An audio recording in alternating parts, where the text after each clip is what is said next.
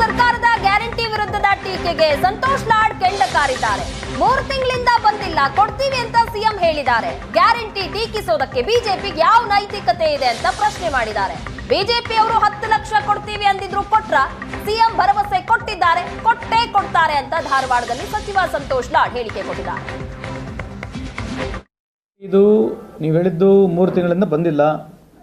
ಮಾನ್ಯ ಮುಖ್ಯಮಂತ್ರಿಯವರು ಹೇಳಿದ್ದಾರೆ ಕೊಡ್ತೀವಿ ಅಂತ ಹೇಳಿ.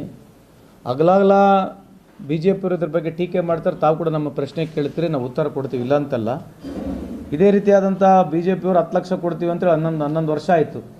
ಇದ್ರ ಜೊತೆಗೆ ಅದನ್ನು ಕೇಳಬೇಕು ನೀವು. ಬಿ ಜೆ ಪಿಯವರು ಕೂಡ 11 ಲಕ್ಷ ಯಾವ ಕೊಡ್ತೀರಿ, 10 ಲಕ್ಷ ಯಾವ ಕೊಡ್ತೀರಿ ಅಂತಲೂ ಕೇಳಬೇಕಂತ ಹೇಳಕ್ಕೆ ಇಚ್ಛೆ ಬಯಸ್ತೀನಿ. ಆದರೆ ಸನ್ಮಾನ್ಯ ಮುಖ್ಯಮಂತ್ರಿಯವರು ಹೇಳಿದ್ದಾರೆ ಕೊಡ್ತೀವಿ ಅಂತ ಕೊಡ್ತಾರೆ. ಅಲ್ಲ, ಗ್ಯಾರಂಟಿ ಇದು ನೀವು ಹೇಳಿದ್ದು 3 ತಿಂಗಳಿಂದ ಬಂದಿಲ್ಲ. ಮಾನ್ಯ ಮುಖ್ಯಮಂತ್ರಿಯವರು ಹೇಳಿದ್ದಾರೆ ಕೊಡ್ತೀವಿ ಅಂತ ಹೇಳಿ.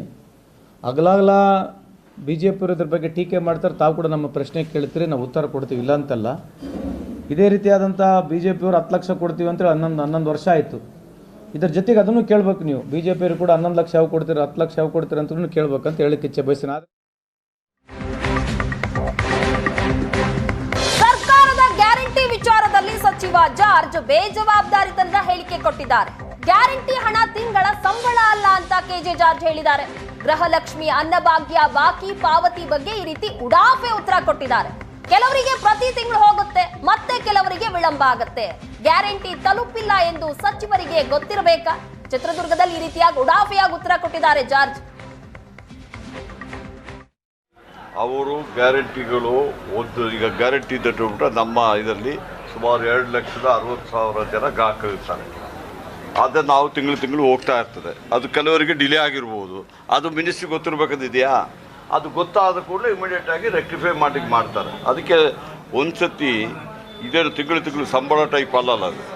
ನಾವು ಮಾರ್ಚ್ ಒಳಗಡೆ ನಾವೆಲ್ಲ ಕೊಡ್ತಿದ್ದಲ್ಲಿ ಈಗಾಗಲೇ ಚೀಫ್ ಮಿನಿಸ್ಟರ್ ಹೇಳಿದ್ದಾರೆ. ಎಲ್ಲರಿಗೂ ಏನೆಲ್ಲ ಗ್ಯಾರಂಟಿ ಇದರಲ್ಲಿ ಎಲ್ಲ ಕೊಡ್ತಾರೆ ಅವರು. ಅದಕ್ಕೆ ಕೊಡದೇ ಇರೋದಲ್ಲ, ಒಂದು 10 ದಿವಸ 15 ದಿವಸ ಡಿಲೇ ಆಗ್ಬೋದು, ಬೇರೆ ಬೇರೆ ಕಾರಣ ಇರ್ಬೋದು.